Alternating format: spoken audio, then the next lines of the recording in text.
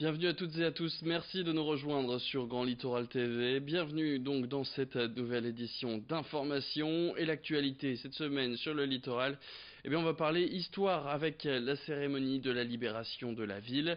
C'était il y a 74 ans, elle était d'une importance capitale pour les Allemands avec sa position près de la mer et de l'Angleterre, avec l'importance aussi et la taille de son port. Hitler en avait fait un de ses Festung, comprenait une forteresse. 10 000 soldats allemands étaient stationnés dans la ville et avaient obligation d'y rester. La libération de Boulogne-sur-Mer s'est faite après un assaut au sol débuté le 17 septembre 1944. Un assaut qui a duré 6 jours et qui a été mené par les Canadiens en charge de l'opération. Ils avaient été bien aidés en amont par la résistance qui avait entre autres pour mission d'attaquer les éléments isolés au sol. Après cette libération, ce sont les villes du Portel, d'Outreau et de Wimereux qui ont pu être libérées. La cérémonie, en plus d'officiels, avait accueilli d'anciens combattants, dont l'un d'entre eux a témoigné au micro de Louis Caillé. Très important, c'est pour le devoir de mémoire, puis ne surtout pas oublier ceux qui ont laissé leur vie pour nous. C'est pour ça qu'on est là et espérons que les jeunes vont nous suivre parce que ça va en déclinant, il n'y en a plus tellement. Là avant on était au moins 70, maintenant on s'en retrouve à une vingtaine, c'est tout. Avec l'âge aidant, moi je vois, je vais sur 80 ans. Là ça commence à peser parce que pour faire le circuit comme on fait, là, c'est pas évident. Voilà. Et bon, en espérant que de rester là le plus longtemps possible et pouvoir accomplir le devoir de mémoire. On passe maintenant à cette action coup de poing contre le manque d'aide à la vie scolaire, appelée aussi AVS. Deux mamans sont montées sur une grue à Lille ce mercredi à l'appel du collectif Citoyen Handicap. Elle dénonce une rentrée catastrophique pour les enfants handicapés. Plus de 10 000 enfants attendent d'avoir un accompagnant pour pouvoir suivre normalement leur scolarité. Dans la région, ce sont plus de 1 000 enfants qui sont concernés par ce manque d'AVS. Une réunion a eu lieu en préfecture du Nord pour tenter de trouver des solutions et après cette réunion, eh bien, ils ont appris que des accompagnants allaient être recrutés, mais que rien ne sera fait avant un mois et demi. Les deux mères, elles, sont descendues de leur grue aux alentours de 16 heures, mais elles ont promis de renouveler ces actions si besoin.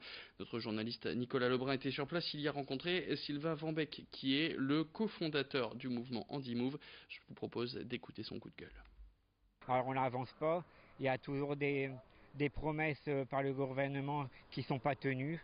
Alors là on en a ras-le-bol, on est en retard par rapport à d'autres pays européens. Il faut arrêter avec l'égalité parce que à ce jour il n'y en a plus d'égalité, c'est chacun pour soi et puis voilà, on retourne en arrière, on sait qu'on retourne 50 ans en arrière et qu'on devrait tous avancer en même temps pour intégrer tout le monde dans la société, aussi bien personnes valides que personnes handicapées.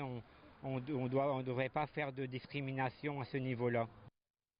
Et pour continuer sur ce sujet, Nicolas Lebrun a croisé aussi Jean-Luc Duval, qui est le président du collectif Citoyen Handicap. C'est ce collectif qui a lancé l'appel aux maires pour donc grimper dans ces grues. Les deux bandes donc de ces personnes qui ont fait cet acte, c'est tout de suite au micro de Nicolas Lebrun.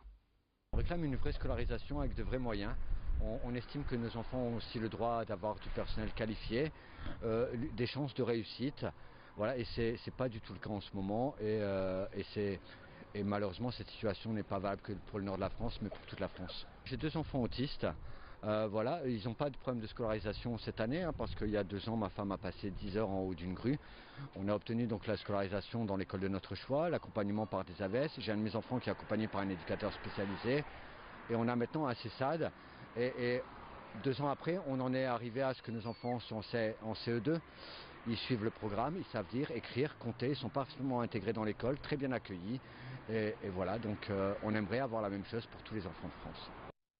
Et puis le grand angle de la rédaction, direction Calais pour découvrir la cité de la dentelle et de la mode. Ouverte en 2009, le site est installé au cœur d'une authentique usine de dentelle datant du 19e siècle. Un musée à mi-chemin entre la mode et l'industrie qui présente donc les techniques de tissage, la lingerie et la haute couture. Des machines en fonte parfois vieilles de 2 siècles qui se remettent en marche le temps de la visite. Louis Caillé. On est parti.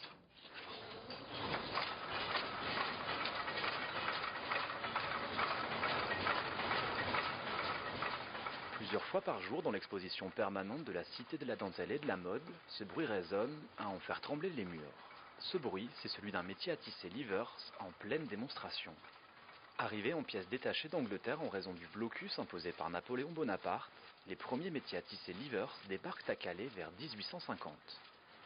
Près de 2 siècles plus tard, ces machines imposantes continuent de perpétuer l'art de la dentelle calaisienne pour le plus grand plaisir des visiteurs.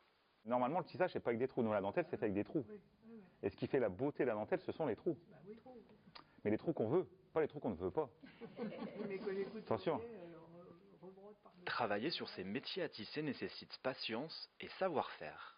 Pour passer d'une matière à une autre, du nylon au coton par exemple, il faut remplacer à la main les 11 000 fils, ce qui nécessite 2 à 3 mois de travail.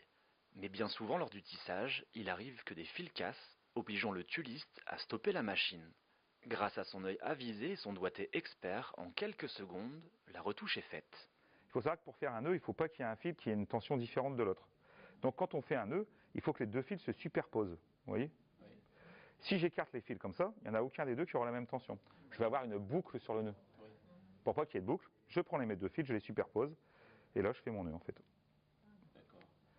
Et là vous allez me dire si vous voyez le nœud. Non. On le sent là un petit peu parce qu'il y a une légère aspérité. Ouais. Donc vous voyez, donc, pour voir un nœud comme ça sur un morceau de dentelle, c'est impossible. Pour changer de motif, cette fois, c'est plus simple. À droite se trouve le système jacquard, où nous avons les cartons perforés. Ce sont dans les cartons perforés que nous avons toutes les informations pour réaliser le motif.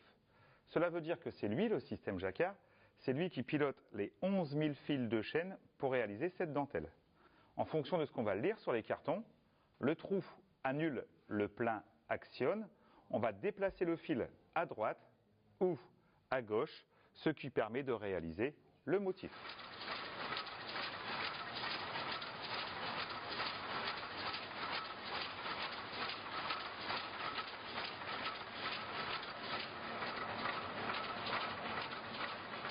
Sur ce métier équipé de fils de nylon, la cadence de production est de 2,20 m à l'heure. Mais dans le cas de matière naturelle ou de dessins complexes, celle-ci tombe à 1 mètre à l'heure. La patience, c'est le maître mot de l'art du tissage. C'est la fin de cette édition. Merci à tous de l'avoir suivi. Tout de suite sur Grand Littoral TV, vos prévisions météo et l'information continue. Retour d'un nouveau flash dans le prochain quart d'heure.